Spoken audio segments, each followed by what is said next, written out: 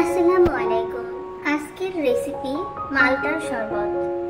এই মালটার শরবত বানাতে প্রথমে আমি 4টা মালটা নিয়েছি। এগুলো আমি টুকরো করে কেটে নেব এবং এগুলো থেকে আমি রস বের করে নেব। সবগুলো থেকে রস বের করে নেওয়া আমার হয়ে গেছে। এই যে রসগুলো আমি দেখিয়ে দিলাম।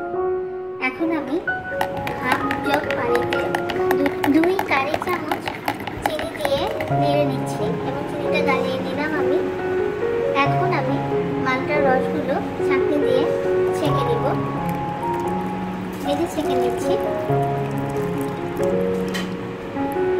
সবগুলো ঢেলে নেওয়া হয়ে গেছে এবং ভালোভাবে আমি এগুলো ছেঁকে নিলাম। এই যে পিওর জুসটা এখন আমি এটা চিনির সাথে মিলিয়ে দিলাম। এখন আমি গ্লাসে ঢেলে নিচ্ছি।